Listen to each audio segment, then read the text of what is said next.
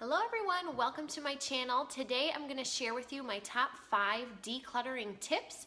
These are basically just the more major things that come to mind for me when I think of decluttering and the things that really help me to be successful when I am trying to purge a lot of my stuff.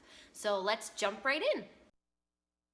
So my first tip is going to sound a little cheesy and cliche, but just hear me out on this. You have to know and believe that you are capable of decluttering your stuff. You might be thinking that I'm just not a naturally tidy person, or maybe you've been pegged as the family hoarder or something like that, but I'm gonna let you in on a little secret.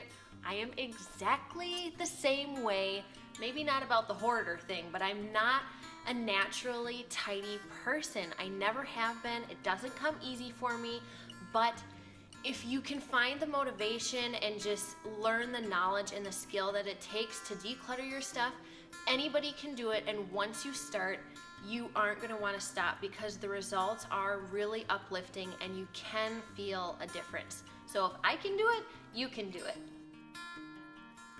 My second tip is to use the decluttering method that makes the most sense for you in the moment. And what I mean by that is there's so many different methods out there, and different methods are going to work for different people in different situations and under different circumstances. Sometimes it makes more sense to do the KonMari method for me, or sometimes it makes more sense to just go focus on one drawer and just get rid of the stuff I haven't touched in a year. Do what makes sense for you. Don't feel restricted in that way. Now, if you're watching this video because you want to know where to start, and tip number 2 was no help for you whatsoever because you don't know which method you want to use, you just want someone to tell you, where should I start? I'm going to tell you in tip number 3. My suggestion is to start in your closet or your drawers or your other storage spaces, especially if you have a lot of clutter out in the open in your house. In addition to in your storage spaces, the stuff that's out and about and out in the open in your house is probably getting used a lot, and that's why it's there. The stuff that's in the drawers and in the closets are the things that aren't getting touched, aren't getting used a lot. So if you start there, it's going to be easier to let a lot of that go, just for the simple fact that it's shoved in the closet and it's not being used. You might be wondering, how do I know what to keep? How do I know what to get rid of? This is a difficult question to answer because I do think it is based on a lot of different factors. You could be super practical about it and think, do I legit use this on a regular basis? Or have I touched it in a year? Or is it broken? Is it fixable? Am I even going to follow through with fixing it? A lot of times we have good intentions, but it will still just sit there and never get fixed. Or it could simply be when you pick it up, you think, oh, I need to keep that, or oh, I'm just ready to let that go. It's okay to listen to those feelings as well. So just do what feels right at the moment. If you're just starting and you're just really unsure about letting your stuff go, start small and just start by getting rid of broken stuff. I give you full permission to just let those things go without any worry. It's broken. Or with food, for instance, expired food. Get rid of that and don't feel bad about it at all. Tip number 4 is an acronym DO, D-O, and that stands for declutter, then organize.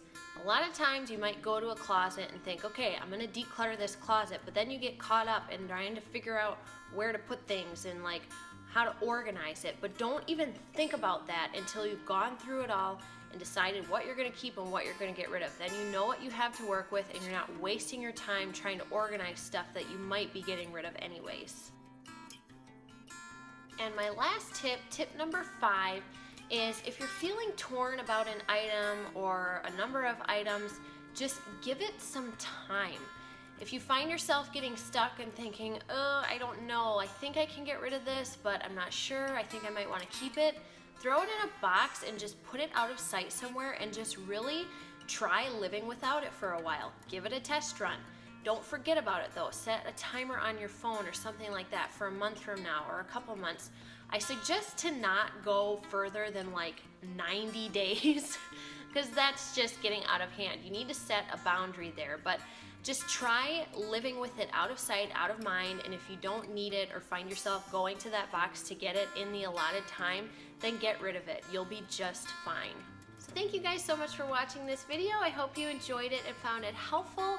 Real quick, I just want to give you a bit of a rundown on what's coming up on my channel. If you don't know, we recently moved all the way across the country from New York to Oregon, and I'm still in the process of setting up the house and getting things organized. We have 2 small children, so it's a very long process and a slow process. We are unpacked to the point where we can live normally. We don't have boxes everywhere, but the house just feels kind of blah. There is a lot of decluttering I still want to do, and organizing and decorating.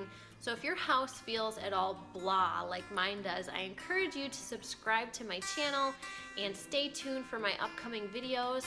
I'm going to tackle the decluttering first, and then the organizing, and then making my cleaning routine as efficient as possible, and then the finishing touches, which is the home decor. And I follow this order for a reason. It just makes the most sense to follow this flow if you want to do kind of like a reset on your house.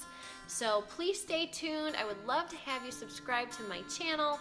Give this video a like if you enjoyed it, and share it with your friends. Thank you so much for watching, and I'll see you in the next one. Bye!